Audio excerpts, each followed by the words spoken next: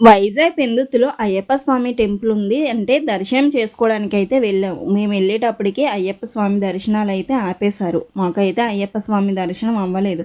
కానీ మేము గుడి లోపలికి వెళ్ళగానే అష్టలక్ష్మితో దర్శనం ఇచ్చింది గుజస్తంభం. నిజంగా గుడి చూడగానే మాకు అయ్యప్ప స్వామి దర్శనం ఇదేనేమో అనిపించింది. అంత బాగుంది. బంగారంతో కట్టారా ఏంటో అన్నంతలా ఉంది. గుడి అంతా కూడా బంగారం కలర్తో మెరిసి పడిపోతుంది. నిజంగా అంత బాగుంది గుడి అయితే. చూడగానే మనసుకి చాలా ఆనందంగా అనిపించింది. శబరిమలలో కూడా ఇలానే ఉంటుందో లేదో నాకైతే తెలీదు, కానీ అంత బాగుంది. ఈ గుడితో పాటు ఆ చుట్టుపక్కల ఉన్న వాతావరణం కూడా అంతే బాగుంది. అసలు ఇంటికి రావాలనే అనిపించలేదు. ఇక్కడ శివయ్య దర్శనం కూడా ఇస్తారు. శివయ్యకి మన చేతులతో మనమే అభిషేకం చేసుకోవచ్చు. అలానే ఈ ఒక్క గుడికి వస్తే మనం 7 గుళ్ళకి వచ్చినట్టే.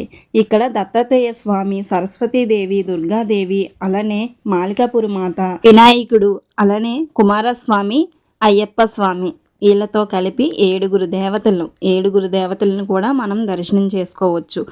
అలానే మరి నా వీడియో నచ్చిందా? మీకు నచ్చితే లైక్ చేసి ఫాలో చేయండి. Bye bye.